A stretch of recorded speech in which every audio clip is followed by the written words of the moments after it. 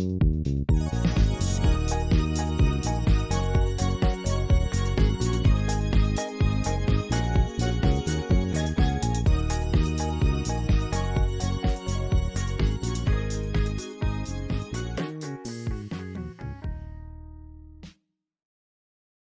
guys, so it's Lauren here, your VP for Wellbeing and Equality. So today I have with me Jan, Anna, and Sam, and we just wanted to have a bit of a conversation to do with diversity, equality, and inclusion.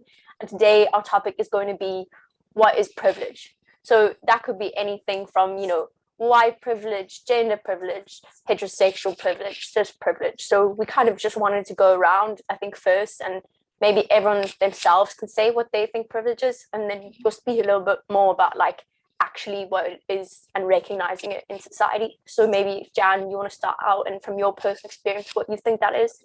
Yeah, I've always been really interested by the idea of privilege, and I feel like it's really interesting how people respond to being told they're privileged. Like, I always find that people find it offensive. I used to think back, I remember with the Black Lives Matter, and like white people were being told, white privilege, and they were going, as if it was something bad, whereas actually it's just something that you have. It's not that people can act on it and stuff, but it's almost like it's almost with you because you are white, that it's not something that you can bat off and say, no, I'm not. Yeah, I'm like, sorry. Yeah, I refuse to be white. Yeah, it's like built in to just who you are. And I suppose there's different ways you can act on it and you can use it.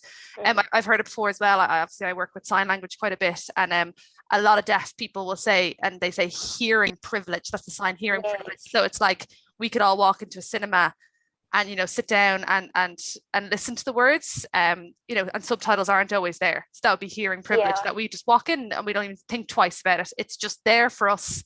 But whereas they have to go up to the cinema person, somehow communicate they need them on, and it's always a big struggle. Yeah, and there's like also able-bodied privilege as well. Like that's one of the things that comes up as well, like regards like people who need wheelchair access or extra aids in like college. Like that's one of your jobs, is ensuring that students have the right aids in college as well. But that is able-bodied privilege is a thing as well. Yeah, so like people who you don't even notice it until you almost don't have it. And the one other place I've heard it is to do with, like, even I look at us in DBS, and like we all know DBS is a private college, so you're looking at socioeconomic privilege by even coming to this college. And there's different reasons people are on scholarships and stuff as well, but it always is in my mind how privileged we are to be in this college, and kind of the category that's kind of around due to it being a private college. So I'm always mindful of that as well, and not that it's some people probably could have saved loads to come here, and it's not the case, but it goes into my mind too that we are lucky to study here. So they're that's what comes into my mind to be aware of. And I don't know, like Sam and Anna, what do you guys think of? Like, is it something that you've thought about before, or like that you have a picture of what that would look like? Yeah, I've always felt like privilege is sort of like a sense of well, when I hear people say, oh, I don't have privilege, they get offended and stuff like that. I've always felt like people should think about it like something that doesn't happen to you, so like, for example, let's say you're looking for a job, for example. Maybe there aren't like a lot of jobs around, and you have to like send your resume out to like 65 jobs or something like that, and you're probably thinking, oh yeah, this is just normal. I'm working my ass off. I'm trying my best. I'm working hard to find a job, so I don't feel privileged or anything like that. But if you think about it, if you were a white person with a white sounding name, for example, sending your resume out to like different places and different times and stuff like that, of course it is hard, especially in like a situation where there aren't a lot of jobs. But compared to someone with an ethnic sounding name, it is exponentially harder for them. Because just because there's this mindset where we have to like subconsciously ask ourselves like, does this person have the credentials? I don't know. A lot of people might not say that, oh, I'm prejudiced or something like that. So a lot of people aren't, but it's very deep, it's deep rooted in like the way we think. Like, Yeah. let me get like another example might be let's say you're in a building, for example, like a building that's on fire, and a woman stands up and says, I think we should go this way. And then a man stands up and says, no, I think we should go this way.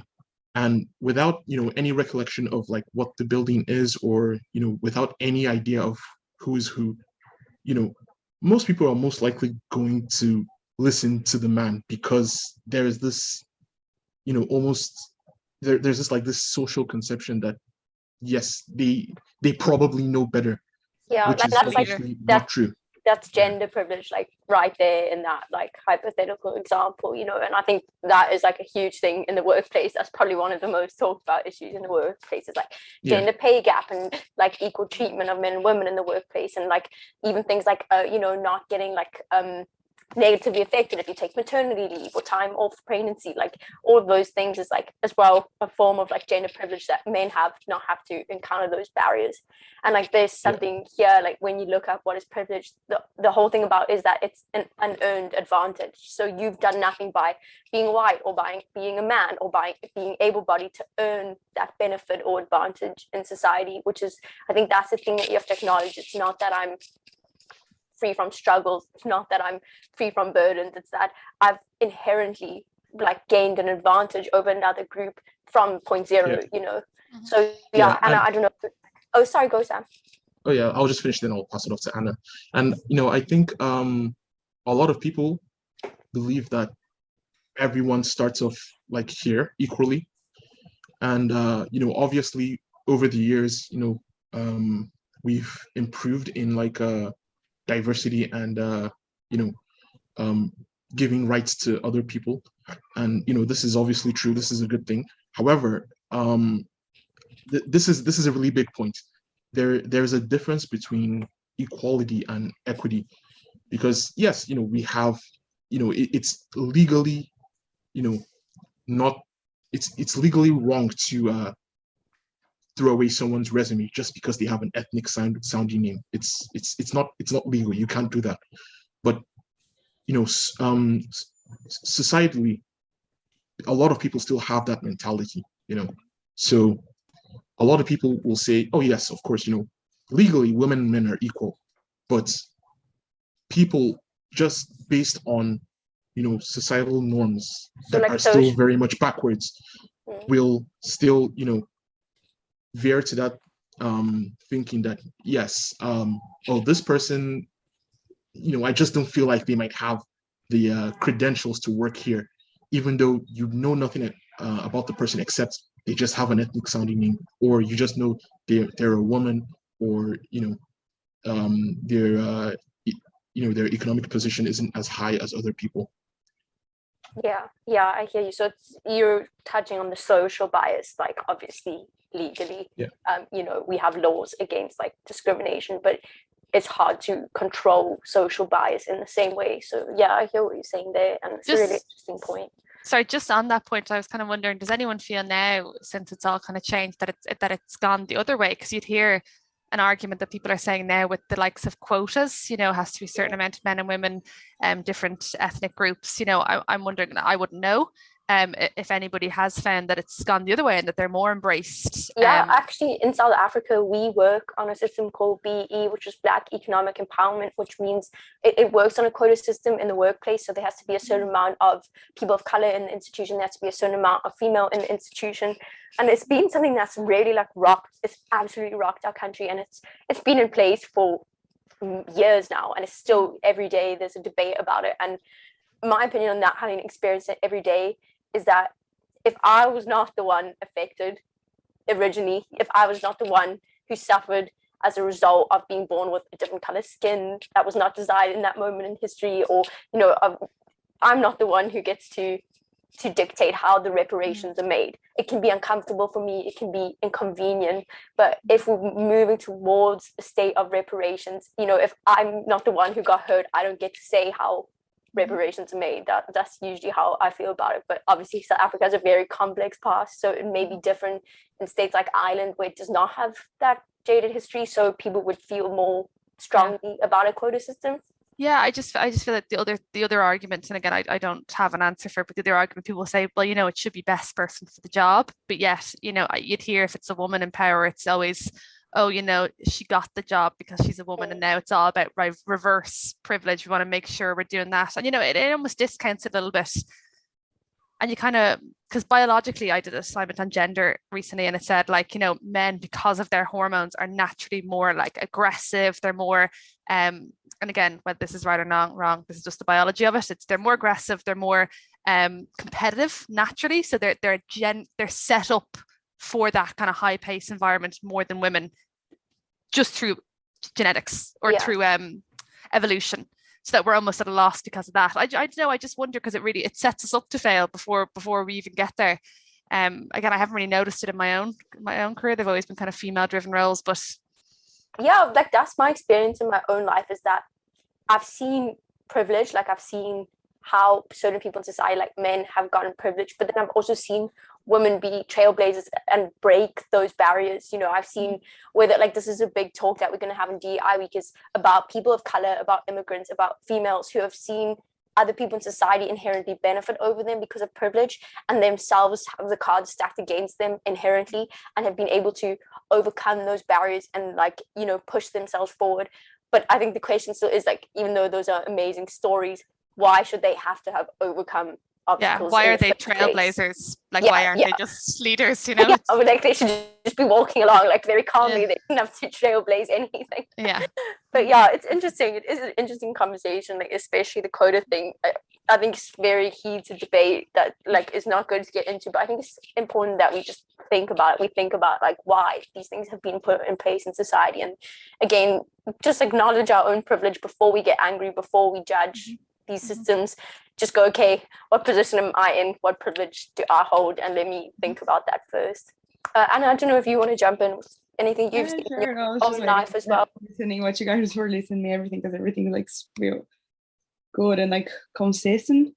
But I was thinking when all of you were speaking, and it was like, even in small things about privilege, it's quite funny the way you think. For example, not about like in a huge political way or like socioeconomic way, but like in small things. For example, I'm gonna jump and put myself an example like this, that I am a woman.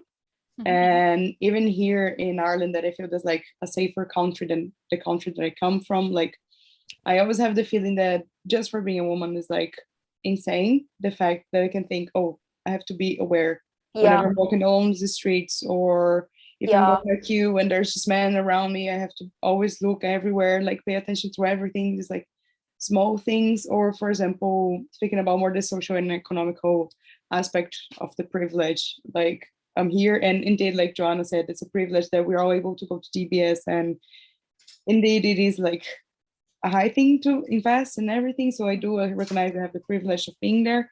But other than that, I also think it's strange, like the way the people, they have more time to like just enjoy the studies and focus more on that, because maybe like they live with their parents, they have like a better income than everyone, and they could like focus more on one thing. And sometimes, again, jumping myself in as an example, I feel like I don't have anyone to rely on. So if I don't do this stuff by myself, I'm gonna either fail college, fail, or on anything that I have in here, that if I don't have the money to, I don't know, pay for my rent, let's say, or a bill, it's like, it's a real struggle. And it's like a small, tiny things that we can see like on a daily basis. Yeah. And it's just funny to think that like a couple of years ago, I never stopped to think about the privilege at all. And my parents were like, no, because you're privileged, because you don't have any struggle going out in the streets. Like the police may not just stop you from no reason at all, just like to check on you. You have privilege to have a roof on the top of your head. And like, I didn't think about like the sense of it, but now like a couple of years ago from now, I understand more. And it does make sense, everything like, and it's real and it's there, and have to find like always a way like not to affect the others, not to like to hurt the others, and always like be empathic about this. And I think it's hard because like when you see people of different races or you see different genders, you can immediately go, okay, that's privilege. But I think one that does not get acknowledged enough is socioeconomic privilege, because people are ignorant. They think, oh, like, it's because I work harder, it's because it's Yes. which is not fair, because it's like your ego getting in the way. You need to acknowledge that, yes, maybe you did get a step up, you know, if you're not going through the same socioeconomic struggles as other people as well. But even on that, it leaves a huge gap in certain sectors that we're missing. Like, for example, I'm studying psychotherapy, and to be a psychotherapist, it's only private colleges. So you have to pay the private fees, you have to do personal therapy supervision, and in total, you're looking at, over the 4 years, about 40 grand minimum. Yeah, and medicine, like studying medicine as well. Yeah. So then when it comes to it, so imagine all these counselors, and none of them have, not that you have to, but like the empathy for a person who maybe is in poverty, because nobody who's gone through that course, unless they've been sponsored to do so here in Ireland, has any kind of awareness of that. It's very much, we're missing a gap of therapists who are from those backgrounds who could really be helpful. So that even that privilege in society is unbalancing us. So it's just like this huge cycle that, like, you know, we have all these privileged therapists then who really don't understand the people on the ground. So it's just, you know, and yeah, we have to accept that there's every single person in my class is Irish. Every single in my class is white. Every single person in my class would have to have the money to do it as well. So it's a very small, narrow group of people. And that's the thing as well, is there's also like privilege from being born in Ireland and not like being like immigrant. It seems like a dirty word, but being an immigrant, coming here and not having been born here, it honestly feels like the cards are stacked against you. When it comes to jobs, the first thing you get asked is, do you need a work visa? Like, and sometimes if you say you need a work visa, you won't even get the interview. You know, it's obviously hard, because if you're a student, your hours of work are restricted legally. So not only is your currency, for a lot of us, weaker than the Irish currency, so we already have to work harder, we also get less hours to make that same money back, because we're restricted to like 20 hours a week on the visas we have. So that, again, you know, we pay high school fees and everyone else as well. So that as well is a big thing that I think doesn't get talked about a lot, but is a real anxiety to every international student I've heard, is that the burden of being here and the pressure of being here it's a lot. And people who are born in Ireland inherently hold a privilege, because they don't have to worry about their visas. They don't have to worry if they're going to find a job immediately after graduating, or else they'll have to go home, like that kind of thing, you know. And I think that, like, you know, you'll have students laugh about like, oh, ha ha ha, like, I'm going to miss my classes today. And I'm like, if I miss my classes and my attendance drops below, like, I'm not going to stay here, you know. And it was real. all the time people laugh like, oh, just missed class. And I'm like, and do you find that in DBS that there's a difference in like relaxation between the national students and the international students? Which there's like a divide almost, would you feel? Yeah, not on purpose, like not malicious at all, but it's more like they can afford to have breathing room. Like if they fail or they don't meet the attendance or that kind of thing, there's another chance, you know. But it's sorry, Sam, you were also wanting to jump in. Yeah, so it's you know, basically like that too as well. And you know, and it's not only just like that in college too as well. It also works as well in like high school and secondary school and stuff like that. Like I remember when I used to live in the US, the way honor classes worked was that you'd have to like take some tests, obviously, and you have to get like a certain grade to pass the test and to get into the honor classes. And honor classes had like smaller classes. There were less people. It was more engaging. It was you know, they had more time to learn and stuff, and it was basically just easier to learn in an honors class.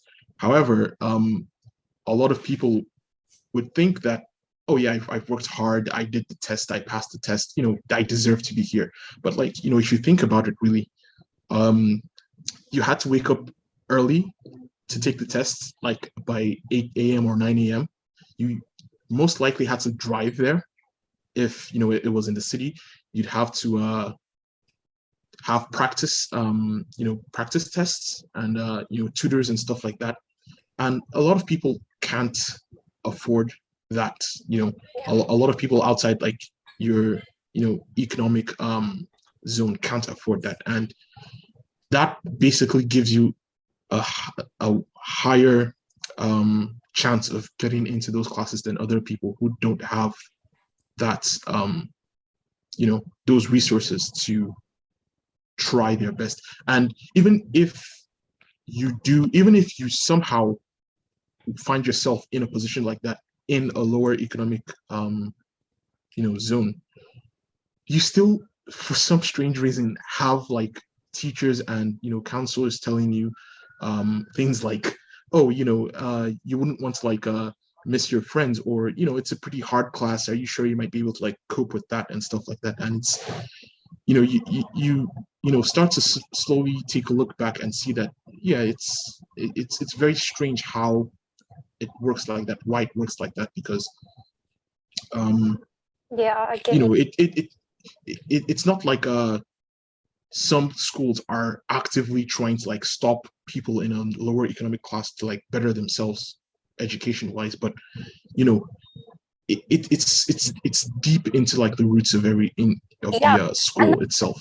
That's the thing with privilege and with bias, is that like, it can be like really overt, like obviously now we can see a lot like really overt like privilege, where like if you like say certain like standards of like that people can't attain to get into your college, that would be unrealistic for a normal person to be able to attain, like that would require private tutors and stuff like that. I see what you're saying there, because that's inherently unfair, I guess, to expect people to be able to do that, like, and not the college provided themselves, so to make it a fair chance for everyone. And I think that is actually quite overt, that's like disadvantaging people who maybe are not as socioeconomically privileged. But I also feel like there's also really like insidious things that we don't see every day when it comes to privilege, and that's the hard thing as well, is to acknowledge it's not always outright. Like, it's not like I'm going to go apply for a job and they're going to tell me I'm not going to give you this job because you're not from here.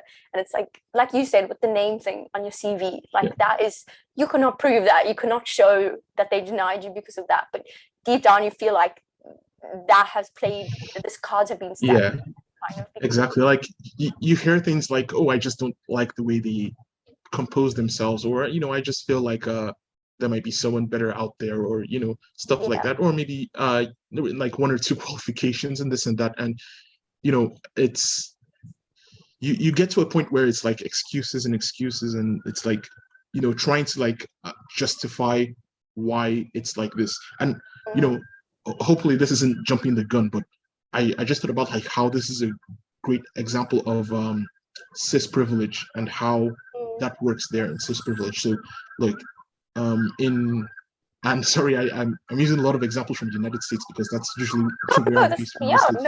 And in 2013, of course, they legalized gay marriage, and before that, there were a lot of people who were against that, and a lot of their talking points were like, oh, gay people only want gay marriage because they want the tax cuts that come from being in a married relationships, because when you're married you get certain tax cuts. That is horrible. For being married. And when obviously when you hear that, it doesn't really make sense. Like if you're a straight man or straight woman, you just say, oh, I just want to get married, because we love each other and stuff like that. You're not thinking of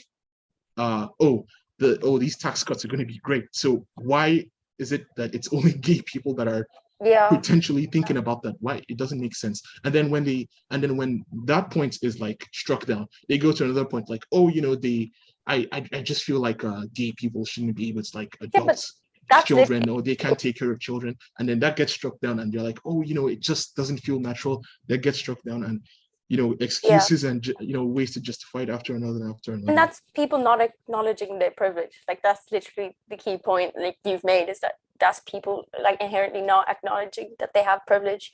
I'm conscious of time, so I'll just ask Jan, like, one of the last two questions is, can you just, Sam touched on it, but can you explain, like, because you work a lot with DEI, exactly what the difference is between equality and equity, like, if you can give us more insight. Yeah, so like I love this term because I think this really opened up, like, equality is that we hear it all the time, and we all march for equality, and like, but what is that? Like, what do we mean? And I know here in DBS we've chosen to use the words equity. Sorry guys, we've chosen to use the words equity because we felt it was just more in line with our students. So equity is giving somebody what they need, as opposed to equality is giving someone the same. So us four here on the call, if someone gave us all the same, that might mean nothing. Like I could say I had an example. They use the example of the stools, 3 kids standing on a stool. One's a tall kid, one's a average height, and one is very small. If you give them all the same stool, the tall person is still ahead because they are naturally taller. So they need all the different levels of stools. So same as everyone on my disability register. I'm not going to give them all a spelling and grammar waiver, because what's someone who's deaf going to do with a spelling grammar waiver? That person needs a sign language interpreter. Equality would give everyone a sign language interpreter. Equity, you give that to the deaf student, and a guide to the blind student, or whatever it was. So that's kind of what we go towards instead. So yeah, equity versus equality. I think it's a really good analogy, the one you gave with the stools, and I think that literally falls into the privilege discussion perfectly. Is acknowledging equity versus equality. So I think that would if we're thinking about, we speak about this, we need to think about practical things people can do in their lives. So one, I think it would be knowing the difference between equality and equity, and it would help people also realize a lot of the social systems we have, and actually makes sense. So obviously people would be like, okay, why does that person get extra assistance and stuff like that? But if we think about equity, it makes sense. Another one would be educating themselves, so learning exactly what privilege is and the different types of privilege. I hadn't until a year ago heard about cis privilege. It had never been something on my radar. Maybe people don't know even on this podcast what it's about, but it's obviously if I'm born a gender and I choose to identify with the gender I'm born with biologically, I'm seen as cis, but a transgender person inherently will face more bias throughout their life because of social bias. So that's why I have cis privilege when I walk through life easier and differently because of that. So that would be the second one, is just knowing exactly what types of privilege they are and being able to identify it amongst us. And then obviously the most important one is acknowledging your own privilege, which is very hard and requires a lot. But I think you can't do anything until you do that. Until you acknowledge you are just walking through life ignorant. How can you embrace anybody if you don't? Even I always get brought back to the Black Lives Matter thing, because I think that's when I started to learn a lot, because I would be hanging out with my friends, and even the idea of being in a car, and I remember being in a car and being stopped purely because I was with a Black friend, and that had never happened to me in my life except for in that moment. And I was like, well, and I got so annoyed. I was like, how dare they stop me? And I was getting real irate, knowing nothing would happen to me. And they were going, shut the fuck up, do not, don't make a fuss. And I kind of went, what are you talking about? I just couldn't understand until I saw it like that. Yeah, and then everything just changed. It just changes once you actually just open your eyes. And then you can hold your hand up and go, I'm really sorry, I was ignorant. I was privileged enough to not even know about that. Yeah. And then you can become an ally, but only when you can take your ownership on it, and also look back on what you've done as well in not helping the situation. Maybe a comment that you've made before that wasn't on, and actually not saying I'm not like that, I'm not privileged, but going, you know what, I didn't really get it before, and I might have said a few things that were out of line, and I'm going to change. I'm going to do something different, and not being embarrassed. You always have the capacity to change. This is what I love to say, is always have the capacity to change. You can always better yourself, Yeah, 100%. Yeah. And I think a perfect week's because we're all aware that a lot of people hear, check your privilege, or make sure that you're aware that you have privilege. A lot of people will say, I don't have privilege, this and that, and it's okay, no problem. So how do we make sure that what we're sending out to the public is palatable for them? How do we say, listen, this is just the truth, this is just the way it works? Some people have privilege, and some people don't have it, and some people are aware that they do, some people aren't aware, some people are aware and they don't care, they whatever, they just whatever. So how do we take this out to people who are not aware, and how do we make sure that they try to help their community out by understanding this? And I think what you said was absolutely perfect. Making sure that people understand that yes, we have equality. We're at least we're more equal than we were 40, 50 years ago. we're more equal. But in terms of equity, that's not really the case. You know, yes, it's illegal to discriminate someone based on their race or gender or sexual orientation. But no, if you're not found out, you know, some people might just, you know, put it under the carpet and say, oh yeah, he probably just didn't pick that woman because, you know, he felt like she might not cope in this, like, you know, really tough work atmosphere, or I just felt like that person, he didn't pick that person because, oh, not because he's Black, or just because he felt like he didn't have the credentials or stuff like that. I think we should make aware that it's not an inequality thing, it's an equity thing.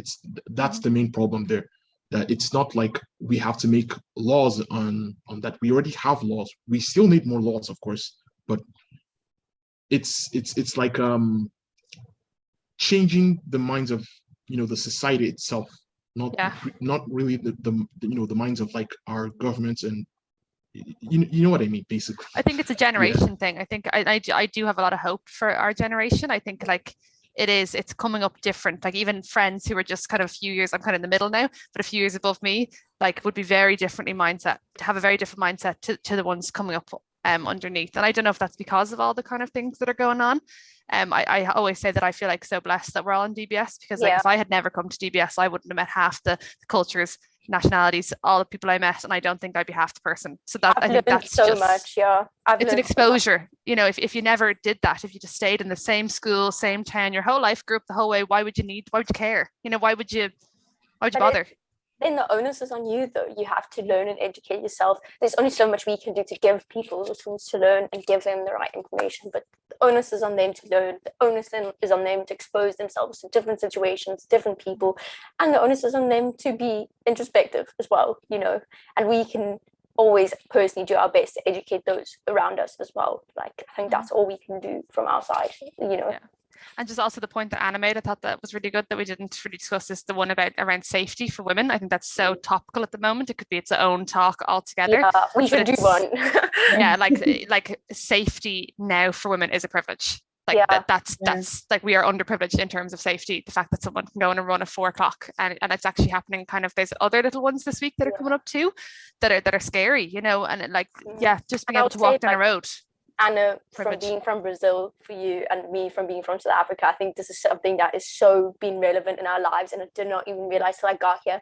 Like when I got here, I called my mom, and I had such bad anxiety at home. Like I used to have terrible anxiety, and I called my mom, and I was like, I'm the calmest person I've ever been. Like all my anxiety stopped, and I never put it together that my like safety fear of living at home as a woman, living in South Africa as a woman, was what was making me so anxious. I just thought the whole life that I was an anxious person, and then I got here and I was like, it's really nice to feel safe. And I think in Brazil, like, you know, I spoke to Natalia about as well. She said similarly, like, you guys really, like, safety is a huge thing for women there. Yeah, it's definitely. I think I remember always, and when I was going out in the streets and everything, we had like some tips, like, oh, always like try to put your hair up and like in a bun and everything, so no one can grab you like from behind, or I don't know, always try to walk with the keys under like between your fingers, or like if someone tried to catch you, can like try to kind of stab them and just run away and everything. Like we grow with all these things in our head, and it's like if you think this way, like just for being born as a man, you have a privilege. You don't have to worry. Just walk there and like, okay, it's just a street and it's dark. What is the problem? I'm getting home. What is the problem? What's the problem? Like when you're a woman and just walking there, you see like 2 or 3 people walking. Like, no, even if the person's ahead of you, and you're just like, okay, what if the person starts to slow down? And like your heart starts to beat like faster. Like, oh my God, what do I do? What do I do if something happens? If X happens or Y happens? It's just really hard to deal with. We definitely will have a podcast. Then just watch out, guys. We have another podcast that's coming up, because I think Anna and we have a lot to say as well. I mean, I know Ireland is like, it's safer, but it's hard as well. I know there's cases. I know people also feel fear. So yeah, I think we should definitely keep an eye out, everyone, for another podcast, and we will dive. Just watch out for the next theme.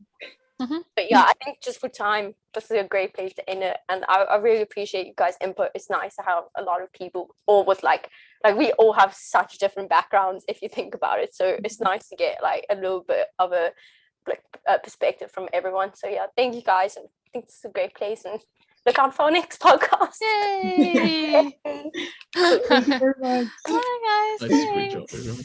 Jan, do you mind if I chat to you for like 2 minutes? Yeah, I'm just gonna end the thing here first. Bye.